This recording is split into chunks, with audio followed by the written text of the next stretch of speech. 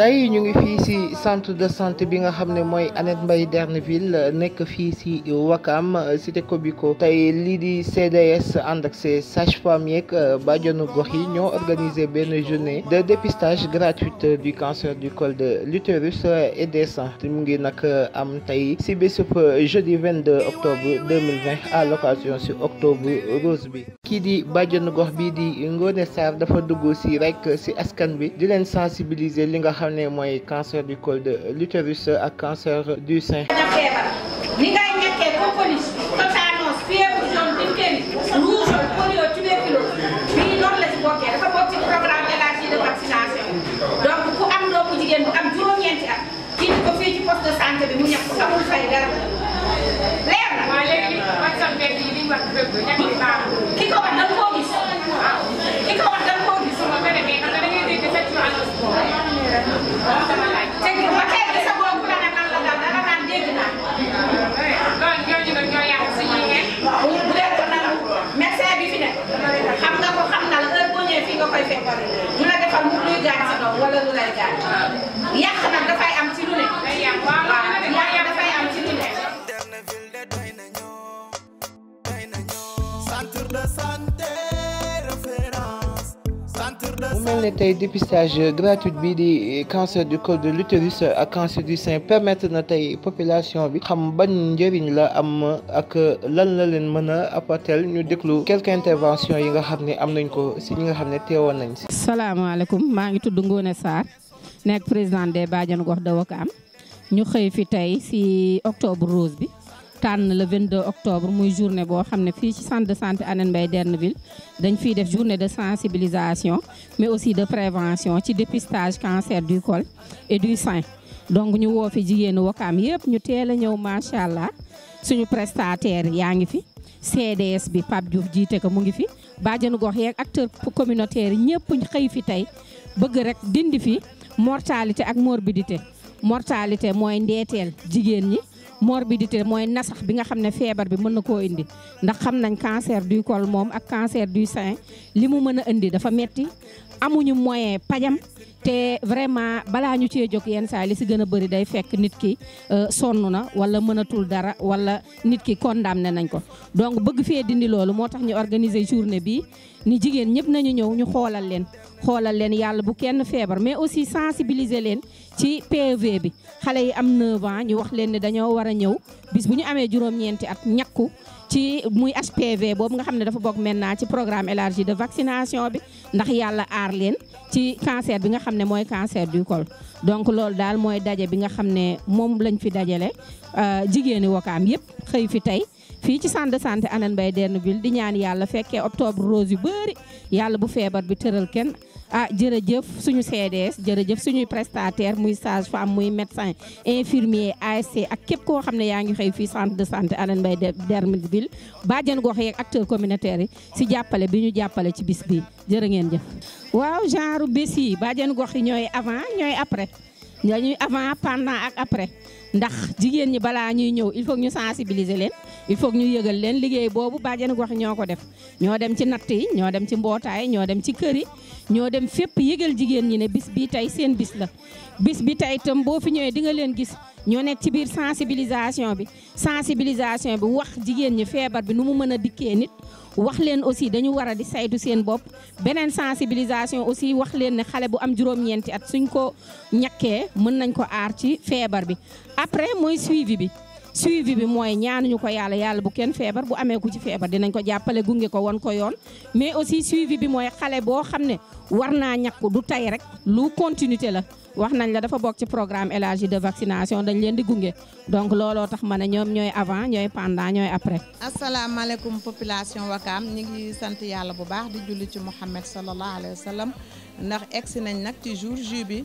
di remercier nag monsieur le maire di ci teg hiérarchie bi yëpp di remercier nag suñu gynéco wax dëgg yàlla yombal nañu liggéey bi lépp lu ñu soxla rek defaral nañu ko di remercier bu baax nag district bi fàttewuñu kenn population Ouakam nag alhamdulilah comme ni ñu ko waxee woon démb ñëw nañ en masse ba pare ànd ak yar ànd ak teggin parce que liggéey tam su amul discipline du mën a sotti liñ leen di waxoon nag mu tombeek mbas bi méthode de barrière yi commencé na ci ñun ñii ci suñu col bi nga xam ne solu nañ ko ñoom tamit ak seen masque yi ñoom ñëpp ñëw nañu respecté nañ mesure de barrière yi depuis nag ci buntu hôpital bi di fa raxasu sol seen masque ba pare nag lépp def nañ ko di tëjee nag di remercier bàjjanu gox yi bàjjan Ngoone ñu ngi koy remercier bu baax ndax nag sans bàjjanu gox yi une sage-femme yi suñu liggéey day soxe ndax ñu ngi ñu koy yombalal bu baax a baax a baax a baax macha allah jaar na yoon ndax xëy si nañ teel fekk fi population bi nag ñoom macha allah ñoom tamit ñi ñëw en masse comme niñ leen ko waxee woon démb di kontaan nag ci ñoom ba pare mu soxal leen ñi def commencé ko nag ci ay sensibilisation xamal leen lan mooy cancer xamal leen lan moo war a tax ñu jug ay signe d'alarme yi nga xam ne su feeñee ci ñoom rek dañu war a ñëw kër docteur ba pare nag di leen jàngal autopalpation des seins.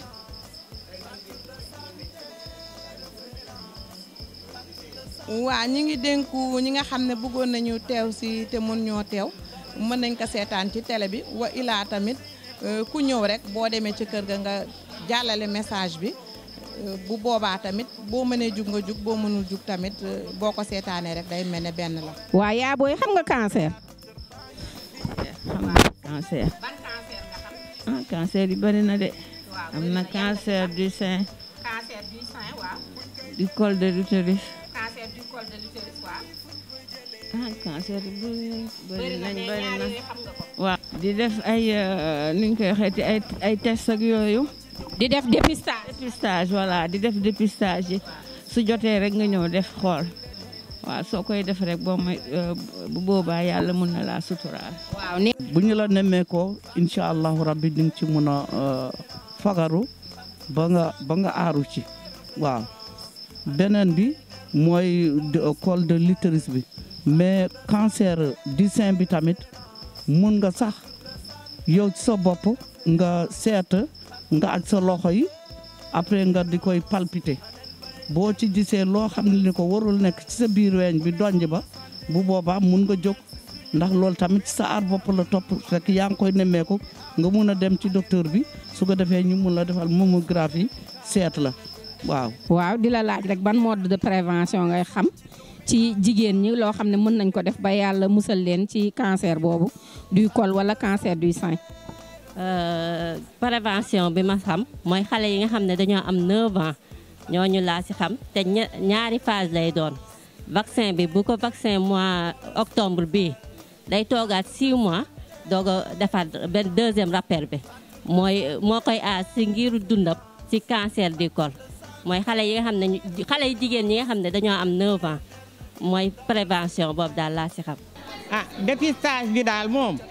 képp kuy jigéen war nga farlu sa bopp ñëw def sa dépistage cancer de l'utérus ak moomu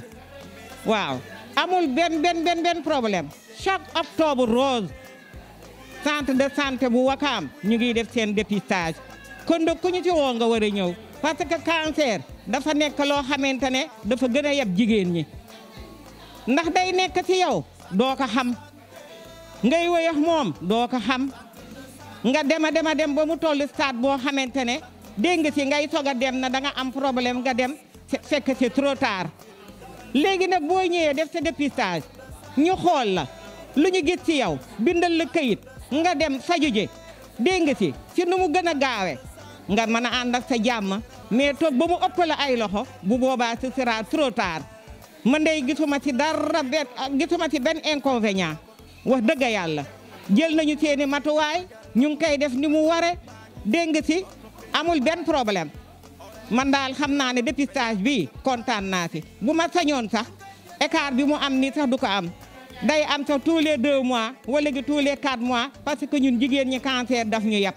def nañ ko ci jàmm ak salaam génn ci alhamdulilahi rabil alamin man day sant naa ci yàlla bi ma jógee bàyyi sama liggéey ñëw def ko dégg nga ci sama moroomu jigéen ñi nag laay conseillé nañu daw ñëw def seen dépistage ñu xam lu nekk ci ñoom parce que cancer bi day nëbbu doo ko xam du manifesté wu doo xam naka la ak nan la man daal loolu laay conseillé sama moroomu jigéen ñi nañu ñëw def seen dépistage toog ak seen jàmm ak seen salaam lu ci nekk rek bu nekkee ci yow ñu bindal la nga dem faju ji góor du xam jigéen du xam man nga def sa traitement ba mu jeex kenn du xam sax lu la dal waaw bu leen ko ragal dara amu ci ñëw leen ngeen def seen dépistage ñëw leen ngeen def seen dépistage def leen seen dépistage wasalaam. maa ngi nuyu ñëpp di ziar ñëpp waaw man la Fama Sow ak ay centre de santé Annette Mbaye Dernaville tey nag li waraloon ndaje bi mooy dépistage cancer du col de l'utérus ak dépistage du sein loolu nag suñ ko waxee dafa nekk lu nga xamante ne dafa am importance parce que jigéen fu mu toll war na di xool yaramam te feebar yi bëri na te cancer bi gis nañ li muy def ak ravage yi muy def ci dëkk bi ak ni muy def doomu aadama yi waaw donc loolu moo waraloon initiative bi octobre rose bi tamit ñu koy rafetlu bu baax a baax a baax depuis hier nuit ñi ngi woon ci centre de santé bi waaye lépp tout s'était bien passé on a fait des numéros et tout ku nekk teg nañ la ci yoon ba ñëpp toog ku nekk instant bi ça se déroule bien waaw di ñaan yàlla ñu yendoo ko nii et aussi mu nekk initiative bu xam ne dafa rafet te ñaan nañ yàlla mu nekk lu nga xamante ne day sax ñu koy faral di def parce que dafa nekk daal lu am importance vraiment.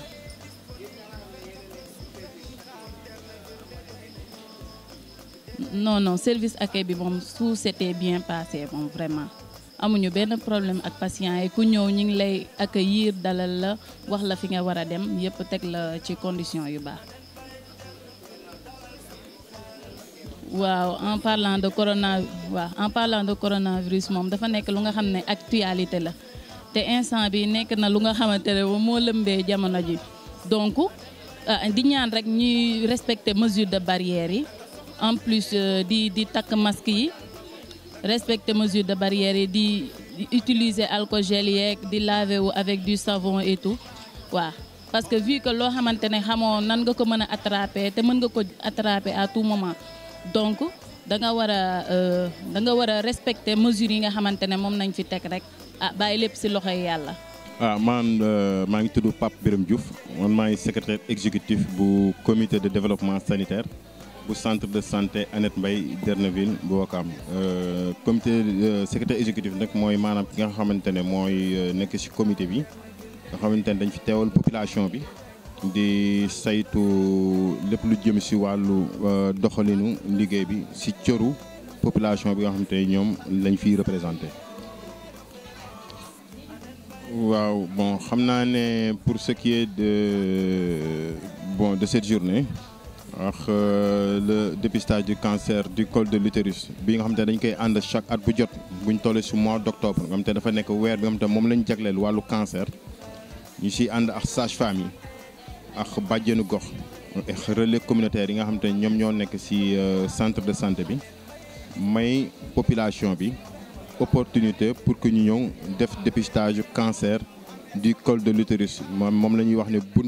butitu njurukaay bi ak maanaam wàllu sein mooy cancer boo xamante ne dafay feeñ ci ween bi waaw léegi journée boobu nag tey jii moom la ñu organiser fii ci centre de santé Annette Mbaye Dernaville wax dëgg yàlla ñu ci sant yàlla bu baax a baax ndax naa nit ñi bu ngeen gisee nit ñi ñëw nañu uyse nañu mais ba léegi ñi jàpp nañu mënoon na gën a bëri mais ba léegi rek ñu ngi sant bu baax ci ñi nga xamante ne ñëw nañ fi parce que romb nañ au moins les 100 la centaine romb nañ ko te ba léegi ñi ñaa ngi ñëw aussi dañuy comprendre aussi que nit ñi dañ ko def ci jour ouvrable am na ci xamante ne heure pause bi la ñuy ñëw am na ñu jàppoon aussi jëloon ticket dem seen heure pause ñu ñëwaat pour def seen dépistage.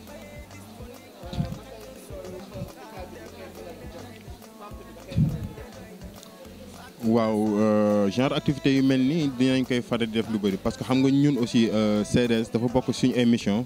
de promouvoir la santé de faire la promotion de la santé te tey jii comme hôpital bi boo xoolee nii dafa nekk hôpital boo xam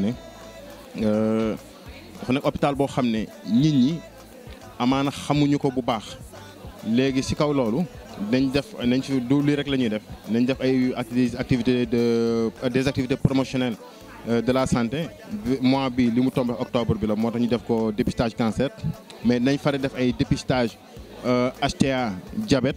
dañ fay def ay consultations gratuites am na dañ organiser aussi ay consultations gratuites bon si votre domaine bu bëri ophtalmologie cardiologie si loolu sax damay profiter aussi di wax ne peut-être si kanam tuuti dañuy gis ne dinañu gën a multiplier activités yi pour que population bi ñoom ñu ñëw parce que centre bi aussi pour ñoom la te jotuñu ñëw peut-être mën nañ parce que gis nga bu ñu ñëwee tey bu ñu sentiree expression bi si population bi loolu dinañu permettre ñun ñu mën a planifier leneen donc il n'est pas trop tard du octobre bi kese lañ ko def mais si on ressent le besoin mën nañ sax dem planifier waat xool si nan lañ demee si yeneen journée kon population bi ñu leen oo ñoom ñëpp parce que nit aussi sa wér-gu-yaram yow yaa si jógal sa bopp maam ñu oo ñëpp ngir ñëw dépisté wu fagaru ndax surtout ay feebar yu su mel ni cancer d'après ñi ko technicien di jàngale bu ñu ko teelee dépisté prise en charge bi normalement dina war a gën a mën a yomb. waaw loolu xam naa ne merci beaucoup ci question bi parce que aussi damay rappeler rek ne bon ñun comme ni ñu ko waxee woon ci suñu njëlbeen wax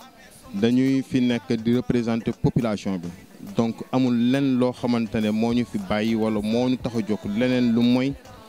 jël préoccupation population bi taxawu leen ci li nga xamante ne loolu lañ bëgg ak ni ñu ko bëggee dans les mesures du possible léegi loolu xam naa ne si damay wax rek ne instant bi ñu ko waxee nii loolu dina permettre ñu gën ci bàyyi xel parce que xam nañ ne dafa am ci yoon boo xamante ne moom la ñu tënku ñu ngi ci fin d'année di dëgmal at bu bees dina permettre ñu mën ko def suñu plan d'action maanaam bu ñu ko planifier dem conseil de direction si toutefois ñu valider ko foofu loolu incha allah du am benn problème donc mën nañ jàpp ne kon à chaque 4 mois mën nañ leen may benn journée de dépistage gratuite du cancer du col de l'utérus et des seins parce que aussi dafay ànd ak suñu champ d'action ndax centre bi bu ñu fàtte ne c'est un centre de santé boo xam te dañ ko jagleel wérgu yaramu yaay ak xale donc comme maam c'est un centre de santé dédié à la mère et à l'enfant donc defar leen ay genre dépistage yu mel noonu loo xam te ci jigéen la jëm loolu dina am solo te dina méngoo ak li nga xam ne maanaam mooy suñu particularité di moo ñu spécifié par rapport ak yeneen centres yi aussi comme c'est un centre de santé dédié à la mère et à l'enfant dinañ tenir en considération seen expression ne xel yëpp daal ñu xam ne incha allah li ñu bëgg rek loolu la leen defal bu neexee yàlla.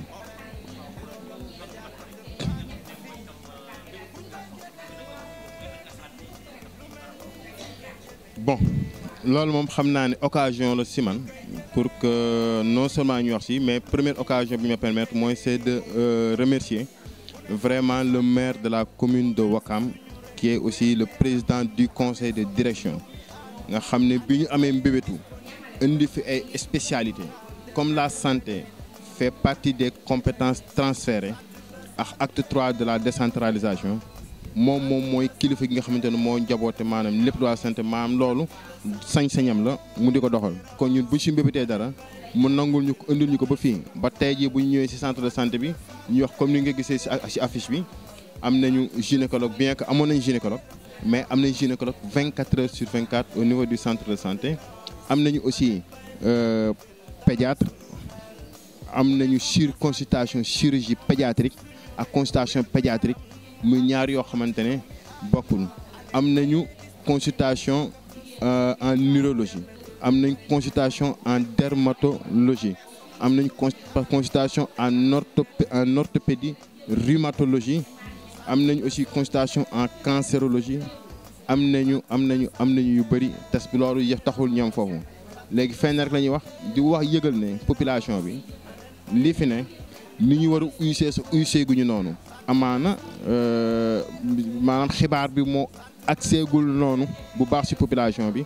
pour que ñu xam ne li ñuy uti ji peut-être ci yeneen structure wala di génn jël paas teel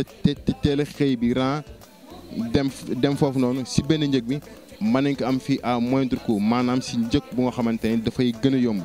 kon ñi oo ñëpp di ñaax ñëpp di leen wax ne centre de santé bi pour ñoom la lépp lu ñu fi am pour ñoom la ba pare aussi di leeral benn affaire ci spécial si ñu fi indi aussi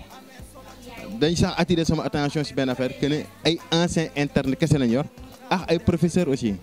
parce que y a de ces professeurs yoo xam te dañ fiy ñëw di def ay prestations donc ñu xarañ ci kenn ku ci nekk ci wàllu wi nga ne la ñuy indil donc li des mooy ñoom nañ ñëw ñu xam ne pour ñoom la ñu jël ko en main parce que seen centre de santé la ñoom ñoo ko moom ñoom la ñuy liggéeyal te ñu ngi bàyyi xel loolu bu fekkee am na loo xam ne aussi amu fi bu ñu sentiree le besoin maam ñoom bu ñu ko exprimer rek incha allah dinañ ci taxaw indil leen ko ndax loolu moom moo ñu tax a jóg loolu moo ñu fi bàyyi.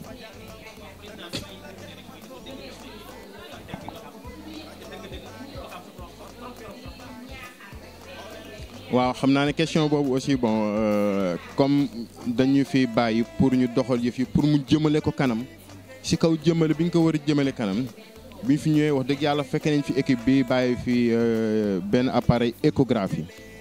wax dëgg yàlla bi ñëwee ñu xoolee mais problème bi ñu amoon mooy mënoon nañ ko améliorer mooy nañ aussi yi parce que dafa am ñaari volets yoo xam te daf ko laaj benn mooy dafa am appareil yoo xamante ne par exemple pour extendre kii rajo bi pour que mu mën a def yeneen analyse yeneen rajo il fallait que ñu am yenn sonde yoo xam te dañ koy uti ji ut aussi un radiologue un médecin radiologue koo xam te ne moom dafa xarañ si wàllu woowu moo tax boo seetloo si wàllu mooy service radiologie bi avant benn écho la ñu doon def mooy échographie obstétricale nga xamante ne si wàllu jigéen bu wéru kese lay defal mais tey jii bu ñu xoolee maam liste bi ñu proposé am nañu jóge nañ si benn fi ñu toll nii mën nañu def ba 15 écho yu bokkul ba si tey jii lu si mel ni dépistage cancer du col de l'utérus bi nga xamante ne moom la ñuy def et dépistage du cancer des seins bu ñu la bindalee appareil écho bu ñu la bindalee tey jii bulletin d'écho pour écho mammaire fii am nañ ko c'est disponible am nañ écho yëpp yu bëri bëgguma si dugg parce que aussi loolu dañ koy bàyyi techniciens yi mais am nañ 15 yu bokkul yoo xamante ne tey jii képp ku ñu bindal écho feneen sax boo jaaree si suñu ay numéro lu si mel ni numéro accueil wala secrétariat wala numéro fixe bi nga xamante ne dinañ leen ko jox loolu boo si jaaree dinañ la leeral te aussi ni koy defee si njëkk yu yomb wax dëgg yàlla macha allah pour tenir compte aussi population bi lu ñu mën ak lu ñu attan. waaw dinañ wax ne seen satisfaction aussi loolu moom moo ñu tax a jóg bu ñu defoon ba pare amuñu satisfaction nous serons aussi dans l'obligation de nous arrêter et de voir par quel moyen la ñu parce que bu dul seen satisfaction bu lu ñu mën a def bu ñu amul satisfaction population bi le retour parce que lu ñu amal solo la kon dañu war ne ñoom li ñu leen di defal ñu ngi siy gis ñoom ñu ngi siy gis seen bopp bu ñu si gisul woon seen bopp kon dañuy obligé dem xoole ji leneen loo xam ne dinañ si gis seen bopp waaye alhamdulilah di leen sant bu baax di leen gërëm aussi si confiance bi nga xamante ne jox nañu ko si de la même occasion aussi remercier waat le maire de la commune parce que si jàpp bi nga xamante ne wax dëgg yàlla mu ngi ñu si jàppale bu baax a baax si lépp la ñuy def parce que lépp la ñuy def déjà à chaque fois bu ñu ko waxee bu si gisee intérêt population bi automatiquement dafay valider en général du sax yem si valider mais dafay yem si proposer ñu non seulement proposer ñu lu gën pour ñu mën a gën a améliorer parfois sax mu gën ñu ne déedéet fi ngeen yem baaxul gën leen sori maanaam di ñu gën a ñaax si loolu ñu ko si sant ñoom ñëpp di xam ne ñun nous ne sommes que les serviteurs de nos populations donc dañ fi nekk juste pour servir leen di leen sant bu baax di leen gën a encourager nag di wax ne centre bi seen centre la am nañu fi pour wax lépp lu leen fi neex lu leen naqari xam ne CDS bàjjenu gox les professionnels de la santé ñëpp dañ fi nekk juste pour servir leen loolu moo ñu tax a jóg te nous en sommes vraiment conscients di leen ñaax rek si ñu gën a ñëw xam ne lu ñu uti ji feneen am na fi. léegi comme dernier mot li may wax mooy population bi ñu xam ne centre de santé Annette Mbaye Derneville je profite de l'occasion pour wax ne am nañ ay spécialités yu bëri yoo xamante ne ñu ngi fi on a 8 spécialités yoo xamante ne ñu ngi koy def fii lu su mel ni cardiologie urologie cancérologie am nañu dermatologie am nañu orthopédie aussi am nañu gynécologie 24 heures sur 24 di wax ne population bi li ñuy def nii yëpp pour ñoom la pour que ñu ñëw ñu approprier wu centre bi xam ne centre bi seen centre la te lépp lu ñuy uti ji feneen di gën di uti ji am nañ ko fii si maanaam njëg bi si nu mu gën a yombee parce que si même si facturation bi prix yi nga xamante ne moom lañ def maanaam la tarification ñu ngi leen si bàyyi xel bu baax a baax ah nu mu mënti demee itam tey jii li ngay fay boo su waroon génnee paas bi ak coono bi dafay mel ni kon ñëwoon def ko fii moom moo gën comme li ñu bëgg yëpp am na fi te pareeguñu si loolu ndax lépp lu ñu sentir comme besoin boo xam te exprimer nañu ko loolu incha allah dinañ ko uti ji mettre ko à leur disposition pour que mu gën a accessible si ñoom. weer gu yaram ni mu amee solo ci doomi aadama Derneville de doy nañoo centre de santé référence centre de santé référence centre de santé référence Aneth Mbaye Derneville dalal suñu xel centre de santé référence centre de santé référence centre de santé référence Aneth Mbaye Derneville dalal suñu xel paludisme tension diabète tuberculose ki mu dal sonal la lool ñëwal fii ñu fajal la ko propreté sécurité hygiène accueil mooy seen yitte médecine pédiatrie bologue labo maternité ku ne xam na santé nu mu mel ci suñu réew weer gu yaram nu mu amee solo ci doomi aadama Aneth Mbaye disponible 24 heures sur 24 kon Derneville de doy nañoo centre de santé référence centre de santé référence centre de santé référence Aneth Mbaye Derneville dalal suñu xel centre de santé